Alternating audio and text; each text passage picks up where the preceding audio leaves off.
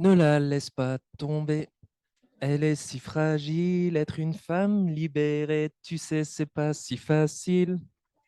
Pas tomber, elle est si fragile. Être une femme libérée, tu sais, c'est pas si facile. Vous connaissez? Ouais, ok. Bah voilà un peu le sujet du jour. Homme, femme, libre en Christ, c'est pas si facile. Et ce sujet, on le trouve dans 1 Corinthiens 11, versets 2 à 16. Alors dites-moi déjà, est-ce que quelqu'un parmi nous n'a jamais lu ce passage dans la Bible ou ou n'est pas au courant de tous les débats qu'il y a autour de ce passage? Tout le monde a déjà lu ce passage. Ah, eh ben, tu es avantagé par rapport à nous tous, c'est toi qui devrais prêcher là, parce qu'au moins tu aurais un regard neutre.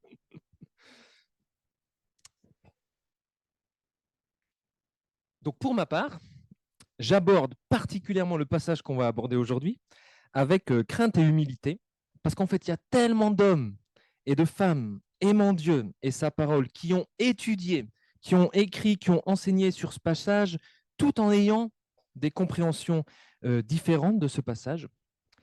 Et aujourd'hui, c'est simple, en fait, vous pouvez trouver toutes les compréhensions que vous voulez sur ce passage et prendre celle que vous voulez, celle qui vous plaît à vous. Et ce sont tous, en fait, des frères et sœurs en Christ, hein, aussi. Donc, il convient tout de suite de dire qu'on respecte les positions divergentes, différentes. J'aborde aussi le sujet avec crainte et humilité parce que selon la compréhension qu'on a de ce passage, eh ben, ça serait super facile en tant qu'homme de parler de ce passage de manière distante, mais quand on est une femme, eh ben, ça peut être un peu plus compliqué. Et quand on échangeait avec mes filles autour de ce passage, parce que ce qui est intéressant, quand on prépare une prédication, en tout cas chez nous, c'est comme ça que ça se passe souvent, c'est qu'en fait, je ne peux pas me taire. Donc, j'en parle souvent à table. Et puis, mes filles, donc, elles me posent des questions, etc. Mais quand on parlait de ce passage avec mes filles à table, ben, je me rendais bien compte qu'en fait, ça vaut la peine de bien creuser les éléments, de bien considérer les différents éléments de ce texte, parce que ça leur suscitait plein de questions. Donc, j'apprécie particulièrement ce que dit Henri Briand, qui était, si je ne me trompe pas, un pasteur ici à Lyon aussi. En commentant ce passage, voici ce qu'il dit. Grenoble, ouais. Celui qui est absolument sûr de l'enseignement de Paul ici n'a pas réellement évalué les différentes manières de le comprendre et campe avec rigidité sur la sienne. Car si les instructions de Paul étaient probablement claires pour les Corinthiens, elles posent quelques difficultés importantes pour l'étudiant d'aujourd'hui. Alors aujourd'hui, je vais vous transmettre ma compréhension de ce texte qui rejoint ce que d'autres frères et sœurs aussi comprennent et les implications qu'on peut en tirer aujourd'hui pour nous aussi. Mais pour pas surcharger le message, je vais éviter de vous dire toutes les différentes options qu'il y a, etc., parce que sinon, ça serait illisible. Mais si vous voulez, vous venez me voir après ou vous téléchargerez la prédication. Il y a tout en note de bas de page. Vous verrez ce que d'autres disent. OK. Alors, on va lire d'abord le premier verset de notre passage. Et je précise que pour éviter d'être influencé par telle ou telle autre traduction de la Bible, parce que pour ce texte, les traductions influencent et varient énormément.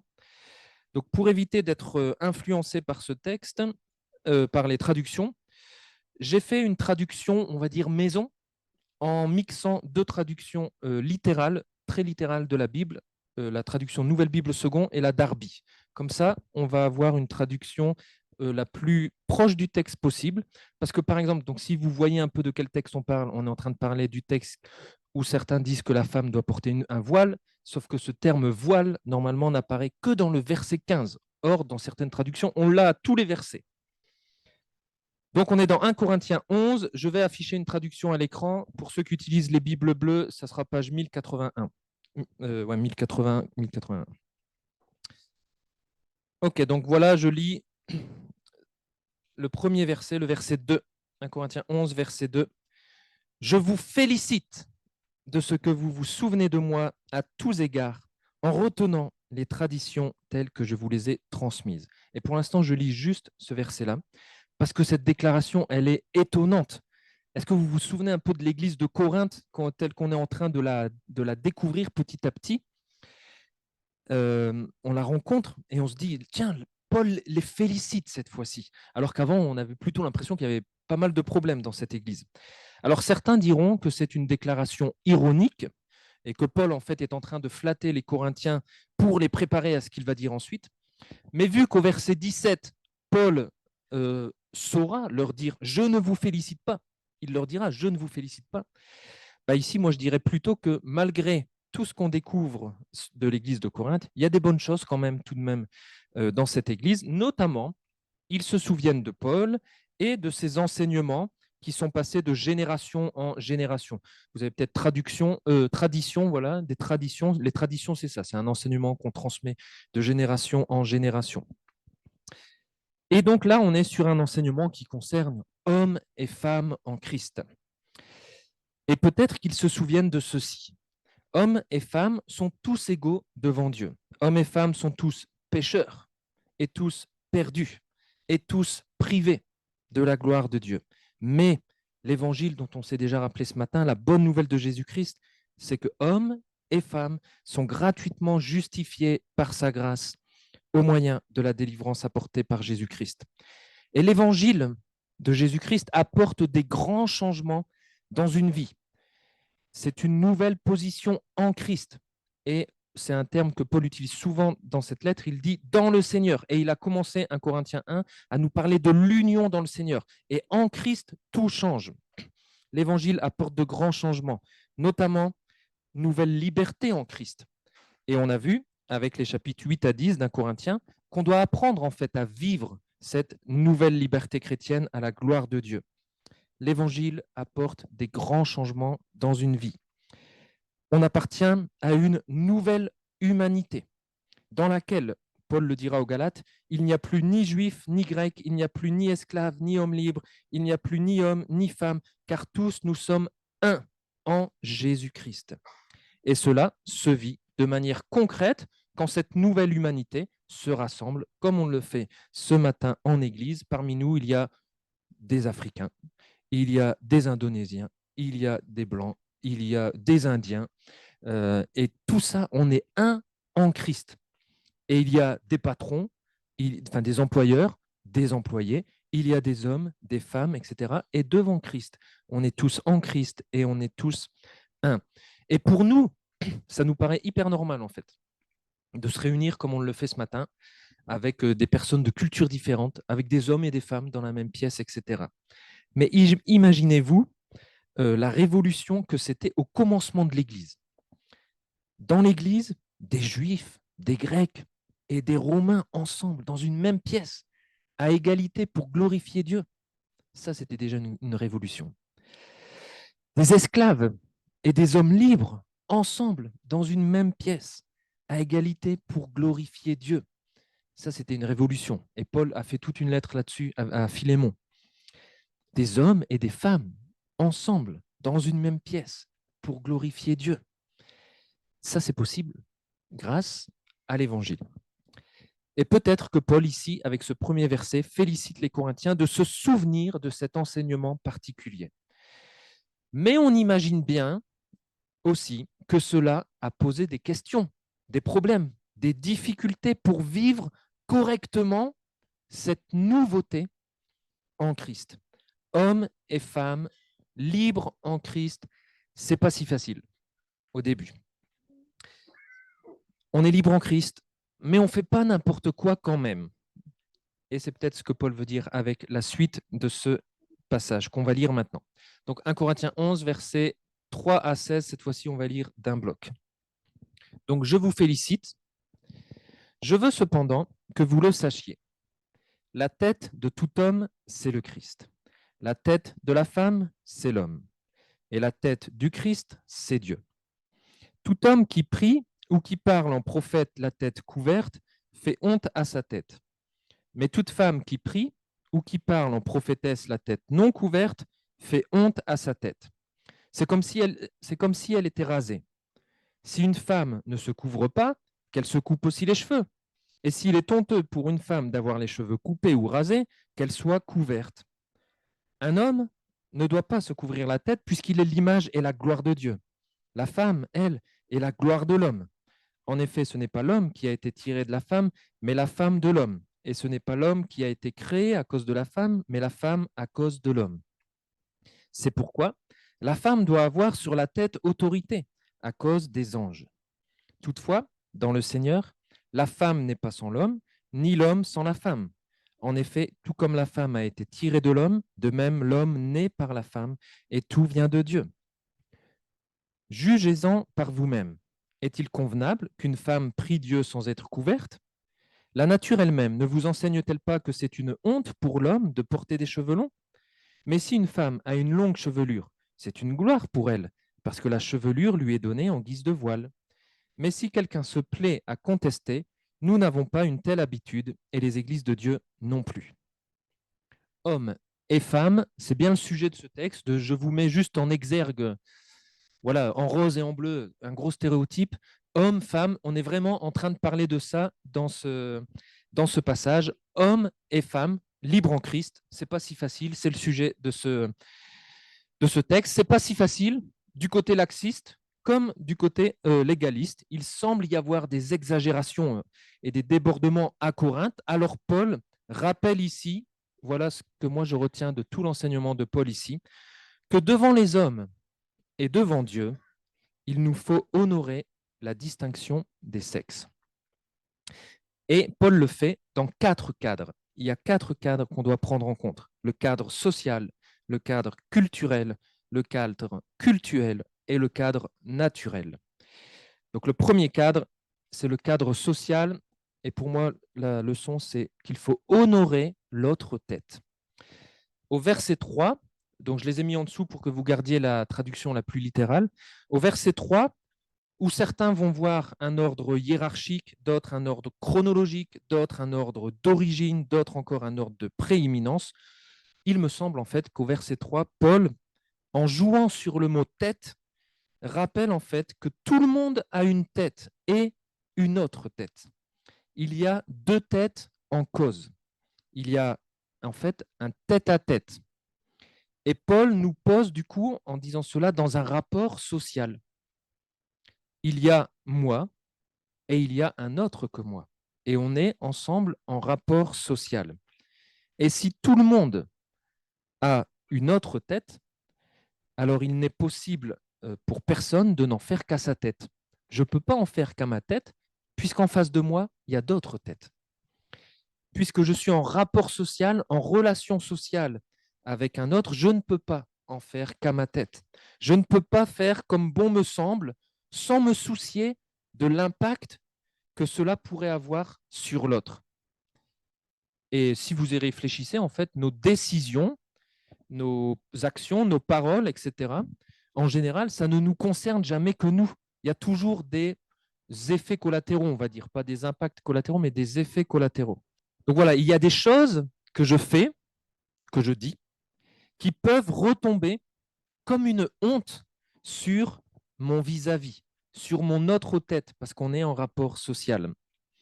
Et c'est pour ça que Paul avait dit précédemment, dans le passage précédent, il avait dit que chacun de vous, au lieu de songer seulement à lui-même, au lieu de songer seulement à sa propre tête, recherche aussi les intérêts des autres, les intérêts des autres têtes.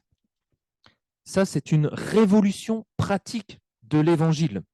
Dans nos rapports sociaux, on recherche l'édification, l'honneur de l'autre, et pas sa honte. On ne veut pas le dézinguer. Et ici, Paul applique ce principe des rapports sociaux, particulièrement entre hommes et femmes. Et hommes et femmes de manière générale, pas forcément époux et épouse. On est hommes et femmes peuvent prier et prophétiser ensemble en public. Alors pour faire simple, disons que prier, c'est parler à Dieu, et prophétiser, c'est parler aux autres de la part de Dieu ou parler aux autres de Dieu. Hommes et femmes peuvent faire cela ensemble en public. Et ça, c'est une autre révolution de l'Évangile. Parce que ça ne se passait pas comme ça dans les synagogues à l'époque de Jésus. Si vous voyez un peu les images des synagogues, en général, il y avait les hommes au milieu et les femmes à côté, derrière, dans ce qu'on appelait le poulailler. parce qu'elles étaient séparées, et puis il y avait un grillage, et puis elles ne pouvaient pas avoir de contact avec les hommes, puis elles ne prenaient pas la parole. Donc là, on est sur une révolution de l'évangile. Ça ne se passe pas comme ça dans les synagogues. Ici, hommes et femmes peuvent prier et prophétiser ensemble en public. Et de ce point de vue, du point de vue de la prière et de la prophétie, là, hommes et femmes se ressemblent énormément. Ils sont égaux, identiques.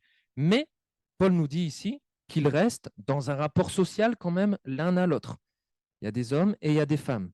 Et dans ce rapport social, ils ne sont pas tout à fait identiques et ils doivent maintenir la distinction des sexes.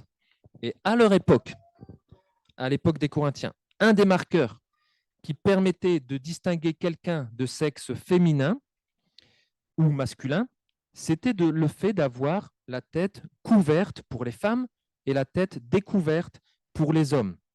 Et si on inversait ces marqueurs, ce que propose Paul, là, il inverse les marqueurs. Si on inverse ces marqueurs, eh ben, en fait, ça envoie des signaux gênants ou choquants même dans nos rapports sociaux. Certains expliquent une femme qui se présente en public à l'époque, la tête non couverte, en fait, elle envoie un signal social qu'elle est disposée à recevoir les avances des hommes quand elle a la tête découverte, puisque c'était en fait essentiellement les femmes mariées qui avaient la tête couverte.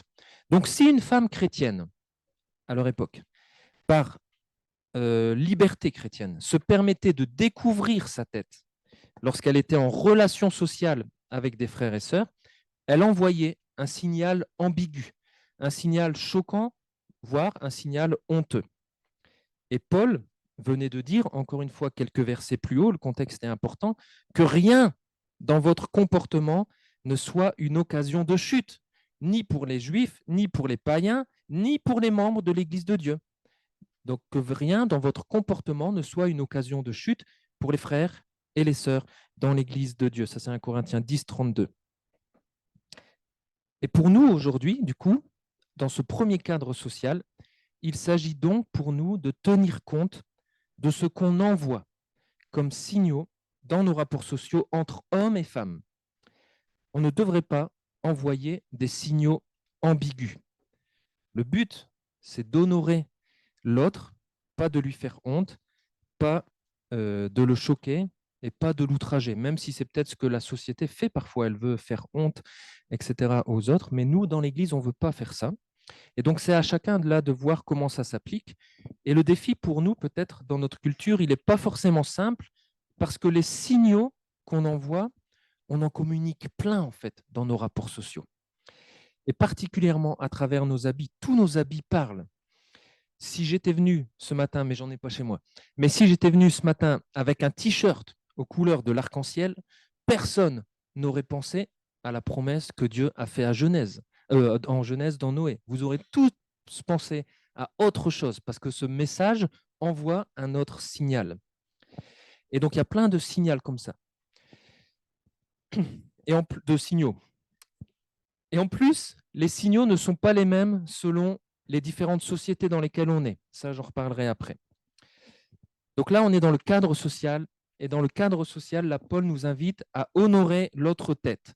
Si je suis homme, je dois honorer la tête féminine et je ne dois pas envoyer des mauvais signaux. Et si je suis femme, je dois honorer la tête masculine et je ne dois pas envoyer des mauvais signaux. Donc les signaux ne sont pas non plus les mêmes dans les sociétés. Et c'est pour ça qu'à ce cadre social, Paul ajoute le cadre culturel qu'on voit au versets 5 et 6. Là, Paul continue son argumentation en comparant cette fois-ci la femme qui aurait la tête non couverte et il dit « c'est comme si elle était rasée ». Et cela, c'est honteux pour une femme. Pourquoi? Parce qu'en général, on rasait la tête des femmes qui étaient reconnues coupables d'adultère. Ça, on trouve ce passage aussi dans les Nombres, ça faisait partie aussi de la loi juive. On rase la tête des femmes lorsqu'elles sont reconnues coupables d'adultère. Et ici, avec d'autres, on peut aussi faire le rapprochement avec le comportement de certaines femmes libres de la haute société de l'époque qui s'affranchissaient de la tradition et qui étaient connues pour leur immoralité. Et peut-être que les femmes chrétiennes qui avaient apparemment cessé de se couvrir la tête auraient alors envoyé un signal ambigu qui suggérait qu'elles étaient immorales et donc qu'elles commettaient l'adultère. Et un peu plus tôt, dans sa lettre au corps, Paul avait dit « fuyez l'immoralité ». En fait, ici, c'est comme si Paul leur disait, en bousculant inutilement les conventions, vous seriez prête à laisser penser à tout le monde que vous êtes coupable d'adultère? Non, fuyez cela aussi, n'envoyez pas ce signal-là. Parfois, fuir l'immoralité, ça s'applique aussi via nos tenues, via les signaux qu'on envoie ou via les conventions qu'on bouscule ou qu'on ne bouscule pas. Ici, une convention culturelle était bousculée inutilement. Et donc, chaque société, pour nous, chaque culture, par diverses conventions, définit l'image de la femme. C'est quoi une femme? Définit l'image de l'homme, définit les rapports sociaux qu'on a les uns avec les autres. Et on est d'accord, vous me dites, on est d'accord, l'évangile n'est pas lié aux conventions. On n'est pas lié aux conventions, on est libre en Christ, ok? On n'est pas lié aux conventions. Parfois, l'évangile va même bousculer naturellement les conventions. Mais l'évangile ne cherche pas non plus des complications inutiles. J'ai le droit de manger tout ce que je veux. Mais si ça choque inutilement les autres, je vais m'abstenir de manger ça. C'est ce que disait Paul avant. J'ai le droit de faire ce que je veux avec ma tête. Mais si ça choque inutilement les autres, alors je vais m'en abstenir. Et Anne-Claire, cette semaine, parce qu'on discutait aussi de la prédication, me racontait qu'elle avait fait un voyage en Inde avec une amie. Alors, vous pourrez confirmer, Clément et Esther, si c'est bien ça. Et cette amie avait voulu se faire percer le nez sur place. Et heureusement qu'elles étaient accompagnées par quelqu'un qui vivait depuis longtemps en Inde, parce que dans les conventions de cette culture, qui est marquée par l'hindouisme, selon la narine que vous percez, ça envoie différents signaux. Donc, si je ne me trompe pas, si vous percez la narine droite, vous envoyez le signal que vous êtes marié. Et si vous percez la narine gauche, vous envoyez le signal que vous êtes jeune fille. Et donc que vous êtes disposé. Comment? Il y a de ça? Voilà. Oui, là, ils étaient justement dans le nord. Ils étaient au pied de l'Himalaya. Donc, en plus, même dans les pays, ce n'est pas les mêmes conventions partout. Donc, selon la narine percée, on envoie différents signaux. Elle m'a pris la tête, cette prédication, donc ça me fatigue. Donc, ça envoie différents signaux. Et sous prétexte de liberté chrétienne, du coup, ce passage nous invite à ne pas bousculer inutilement les conventions qui nous permettent de faire des distinctions entre les sexes. Ce matin, j'étais libre de venir, si je voulais, en talons aiguilles. Mais les conventions de notre société font que ce sont les femmes qui portent les talons aiguilles. Donc, je ne vais pas venir en choquant inutilement, mais un talon aiguille, voilà quoi. Mais j'aurais choqué inutilement en renversant une convention. Je ne l'ai pas fait. Donc, pour les Corinthiens, il s'agissait là d'avoir la tête couverte et de ne pas renverser inutilement une convention. Ne bousculons pas inutilement les conventions qui nous permettent de distinguer les sexes au risque d'envoyer des signaux ambigus et choquants dans nos rapports sociaux entre hommes et femmes, au risque même de discréditer l'Évangile, de discréditer l'Église de Jésus-Christ aussi. Alors là, peut-être vous me direz, aujourd'hui, ce n'est pas spécialement nous, les chrétiens, qui bousculons les conventions qui permettent de distinguer les sexes. Et ce n'est pas faux. Et alors là, peut-être il est utile de rappeler que l'État français, pour nous, est dans son droit, en fait, lorsqu'il légifère sur les différents rapports, etc., sur ce qui est autorisé ou pas dans la société. Parce qu'il faut se rappeler que dans la société, tout le monde n'est pas d'accord que Dieu existe.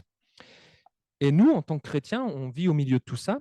On est appelé à rechercher la paix, le vivre ensemble, ne pas s'opposer avec violence aux opinions de l'État français, par exemple, ne pas non plus assimiler ces opinions, mais on peut, au milieu de toute cette société, respecter, avec le respect et l'amour, on peut continuer d'avoir des positions et des convictions qui sont les nôtres et qui distingue les sexes.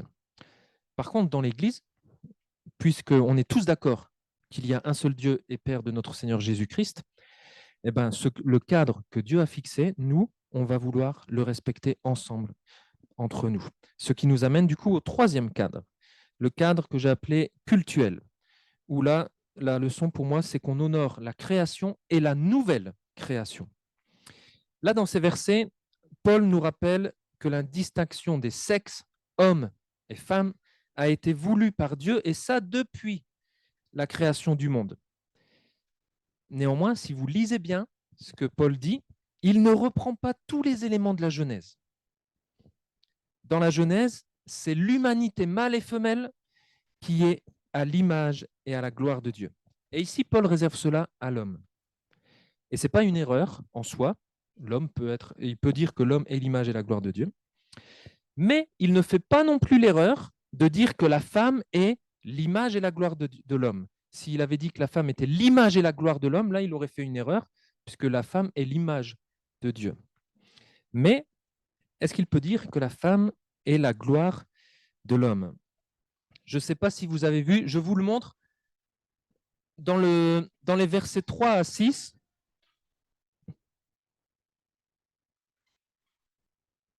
dans les versets 3 à 6, il y a un mot qui est important, c'est le mot honte. Honte, honte, honte. Et dans les versets 7 à 12, le mot qui est important, c'est le mot gloire. Gloire, gloire. Et il en manque un. Et je vous lis encore ce que disait Henri Briand là-dessus. Non, je crois. Ah oui.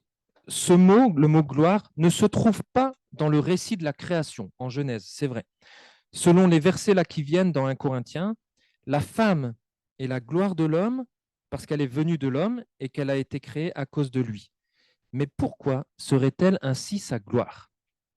Doit-on comprendre par là que l'homme trouve sa gloire dans cette créature que Dieu fait pour lui et qui le complète? Elle n'est donc pas son esclave, mais plutôt son sujet de gloire, la joie de son cœur. Et je crois qu'Henri Briand voit juste là, il faut vraiment comprendre que la femme, elle, est la gloire de l'homme comme quelque chose de positif pour la femme, ce qui n'a pas toujours été compris comme ça.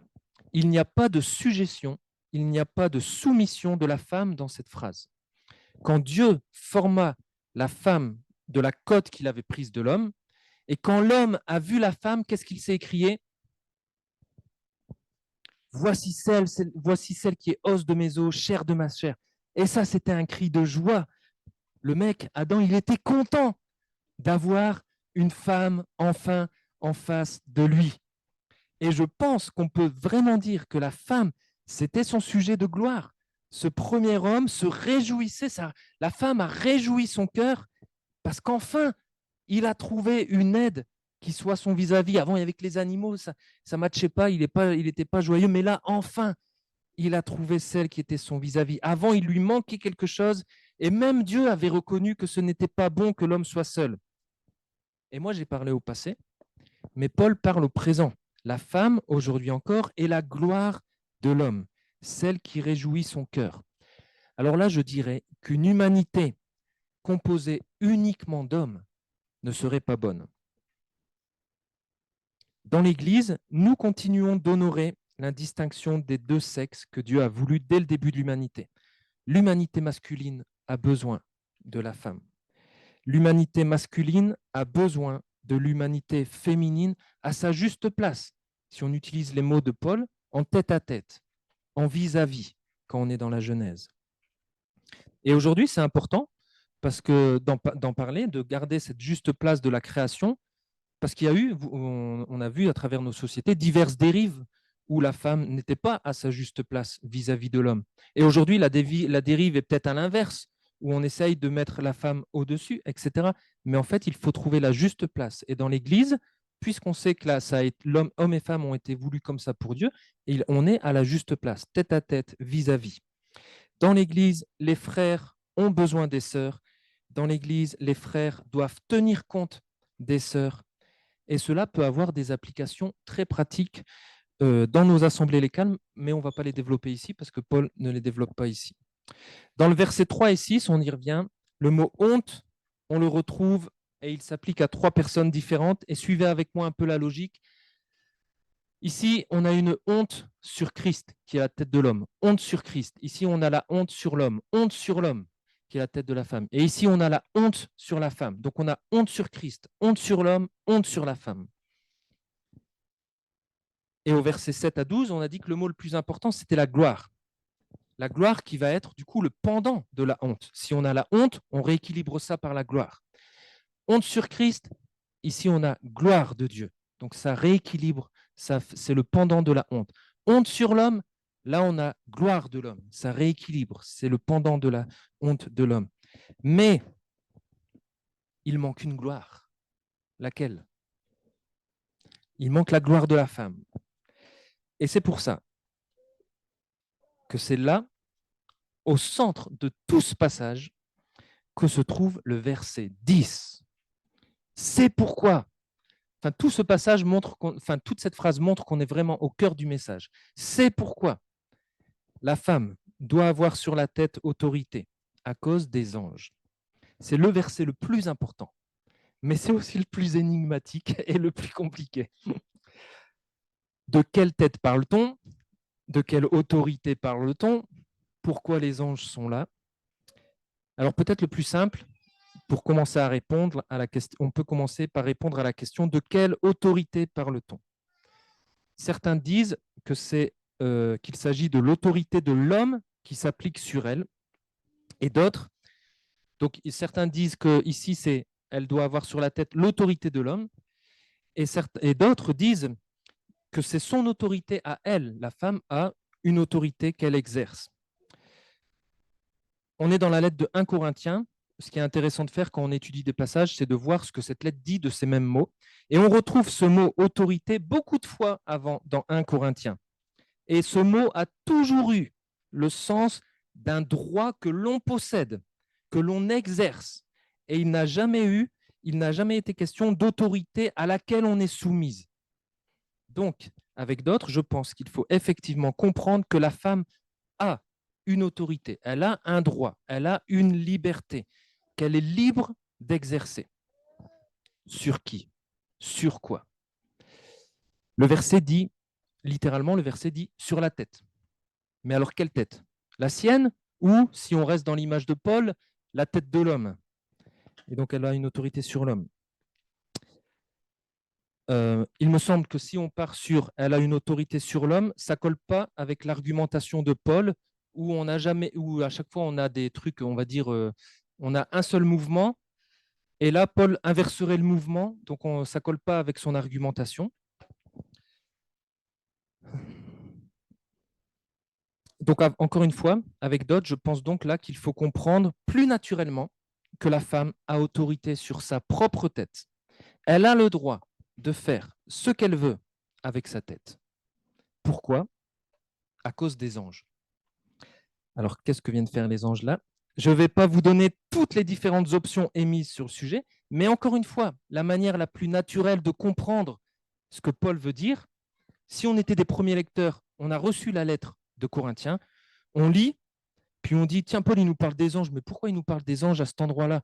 Ah ben oui, souviens-toi, un petit peu avant dans sa lettre, il nous avait déjà parlé des anges. Et qu'est-ce qu'il disait, Paul, des anges un tout petit peu avant? Il disait, ah oui, c'était au chapitre 6, Paul nous parlait des conflits dans l'Église et il nous avait dit qu'on devait les gérer en interne parce qu'un jour, on serait amené à juger les anges. On avait autorité pour juger les anges, hommes et femmes. Et c'est intéressant parce que là, peut-être qu'il y a un conflit dans l'Église. Certaines femmes disent qu'elles peuvent peut-être ne plus se couvrir la tête. Et d'autres, peut-être des hommes, disent que non, elles doivent se couvrir la tête. Et Paul répond au verset 10 qu'en fait, les sœurs ont le droit de faire ce qu'elles veulent avec leur tête et leur coiffure. Car comme les frères, elles seront appelées, elles aussi, à juger les anges. Elles sont assez grandes pour gérer leur tête, leur coiffure, etc. Parce qu'un jour, elles auront autorité pour juger aussi les anges. Et d'après Paul, c'est cela qui fait la gloire de la femme. Et il rééquilibre. On avait une honte sur la femme. Et en disant ça, il donne maintenant aussi la gloire à la femme. Toutefois, tout est réciprocité dans ce passage. Les versets 11 et 12 rappellent aux sœurs que lorsqu'elles sont rassemblées entre chrétiens, elles ne sont pas en dehors de tout cadre. Même si les cadres sociaux et culturels, lorsqu'on est ensemble, peut-être sont moins présents, maintenant on est dans le Seigneur. Et ça, c'est une expression qui revient souvent dans 1 Corinthiens parce qu'elle est importante. On est dans le Seigneur, on est en Christ, on est dans l'Église, on est dans la nouvelle création que Christ a créée. Et quand on est en Christ, il y a beaucoup de choses qui changent. Et dans ce nouveau cadre cultuel, il y a une vraie réciprocité entre l'homme et la femme.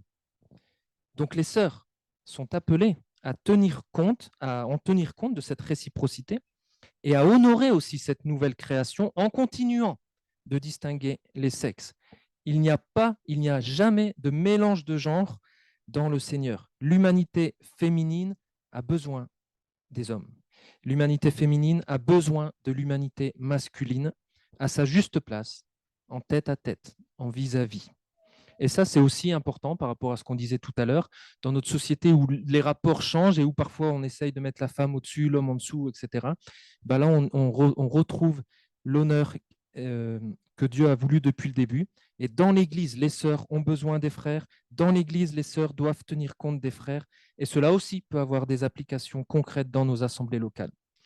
Et si vous ne l'avez pas encore remarqué, mais je crois que vous le voyez quand même maintenant avec ce que j'ai prosté, tout ce passage, en fait, montre un magnifique effet miroir, on va dire, et je pense que ce n'est pas anodin, parce que Paul nous parle de tête à tête, il nous parle de vis-à-vis, il nous parle de réciprocité, et ici, moi je trouve ça fabuleux, homme, femme, femme, homme, femme, homme, et là Paul s'adresse aux femmes, femme, homme, femme, homme, femme, parce que tout montre qu'il y a une réelle réciprocité entre les hommes et les femmes. Et ce que Dieu a voulu depuis le début entre hommes et femmes, ce ne sont pas des rapports de honte, ce ne sont pas des rapports de soumission, de dépendance et de domination, mais des rapports glorieux, de respect mutuel, d'interdépendance, d'amour sacrificiel de l'autre. Et c'est pour ça que toute forme de sexisme, de discrimination, que ce soit contre les femmes ou contre les hommes, ça ne devrait pas exister en fait dans l'Église. Ça ne fait pas honneur à l'évangile de Jésus-Christ, ça ne fait pas honneur à son Église. Et Paul termine maintenant avec le dernier cadre, le cadre que j'ai appelé naturel, où on est invité à ne pas générer de confusion des sexes. Le verset 13 pourrait être finalement la question qu'avaient posée les Corinthiens. Est-il convenable qu'une femme prie Dieu sans être couverte? Ça pourrait être leur question. Et après avoir donné du coup les 3 premiers cadres dont il faut tenir compte, les Corinthiens maintenant, eux-mêmes et nous-mêmes, on pourrait être en mesure de répondre à cette question. Pour répondre à cette question, est-il convenable qu'une femme prie Dieu sans être couverte? Eh bien, il nous faut tenir compte, dans un équilibre assez fin, c'est vrai, il nous faut tenir compte du cadre social dans lequel on est, du cadre culturel de notre environnement et du cadre fondateur de la création et de la nouvelle création. Et à cet équilibre, Paul ajoute un dernier cadre, donc le cadre naturel, ce qui paraît naturel. Et c'est peut-être le cadre que notre société cherche à déconstruire le plus. Parce que par exemple, avant, sur votre fiche d'identité à l'école ou autre, la société ne référençait que le sexe masculin et féminin. C'était ce qui était naturel. Aujourd'hui, c'est écrit, on parle de sexe assigné à la naissance, ce qui sous-entend tout de suite que ça peut changer en cours de route.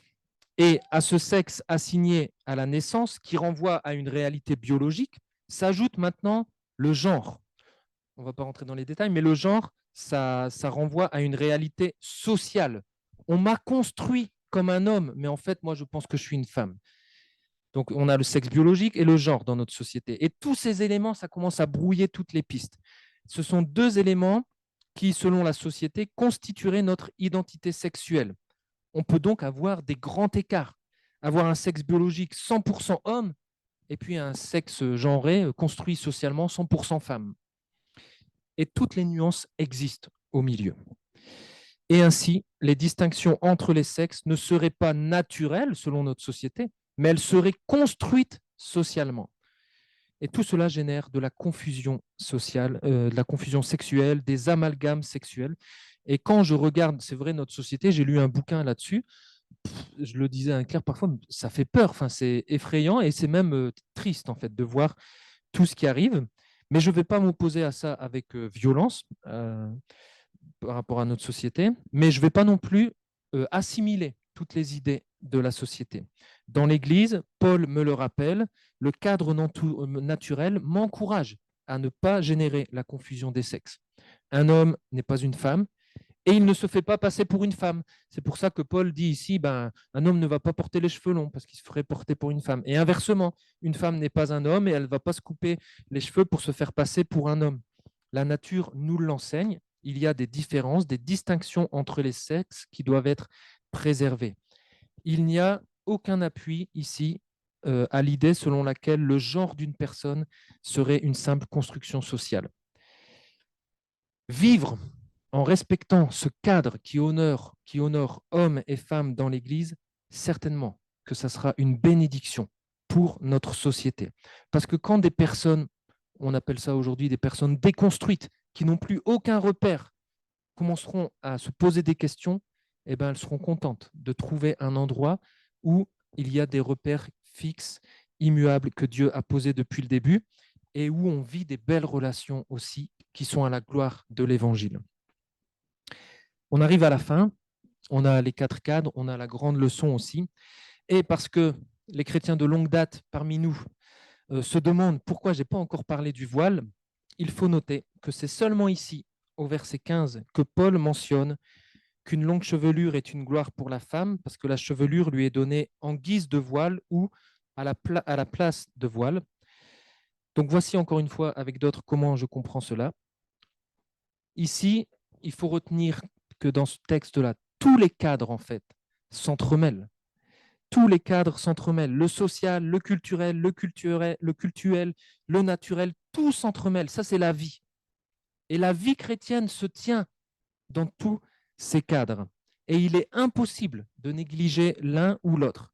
Les rapports hommes-femmes, avec la distinction des sexes, sont à refléter dans ce grand cadre-là, dans ce grand contexte particulier. Donc, autrement dit, si, dans mon contexte, ne pas se couvrir la tête, n'envoie pas de signaux ambigus et ne bouscule pas inutilement les conventions, alors la femme est libre de faire ce qu'elle veut avec sa tête. Et pour les Corinthiens de l'époque, on peut même comprendre par le verset 15, qui, si vous revenez à ce que j'ai montré tout à l'heure, c'est un vrai miroir de tout ce qu'on a vu précédemment et il compile tout. Dans le verset 15, on a la gloire, la longue chevelure, la couverture, tout est remis là, c'est la réponse. Donc pour les Corinthiens, au verset 15, on peut même comprendre que Paul serait en train de dire en fait qu'avoir une longue chevelure était déjà suffisant parce que cela révélait déjà naturellement que c'est une femme. Et cela couvrait déjà la tête et cela était déjà la gloire de la femme qui serait alors le pendant de la honte qu'elle vivrait si elle avait les cheveux coupés ou rasés. Donc voilà pourquoi, pour ma part, je pense que l'enseignement de ce texte n'est pas de dire à nos sœurs si elles doivent se couvrir la tête ou pas lorsqu'on est ensemble, mais ce texte nous enseigne que devant les hommes, dans nos contextes, et devant Dieu qui nous a créés, toutes les églises de Dieu sont appelées à honorer, à respecter la distinction des sexes et à vivre des rapports hommes-femmes glorieux, à l'image de l'Évangile, et non des rapports hommes-femmes honteux. Ça va s'exprimer différemment entre des hommes et des femmes chrétiens en France et entre des hommes et des femmes chrétiens en Iran. Ils ne vont pas s'habiller pareil que nous. Et peut-être ils vont respecter des codes que nous, on ne respecte pas. Alors, est-ce qu'on veut vivre des rapports hommes-femmes honteux ou des rapports hommes-femmes glorieux? Et dans ce texte, on a tous les ingrédients pour vivre, où que nous soyons sur la surface du globe, des rapports hommes-femmes glorieux, et particulièrement dans le Seigneur, lorsque nous sommes en Christ, entre frères et sœurs, on peut vivre de beaux rapports hommes-femmes glorieux.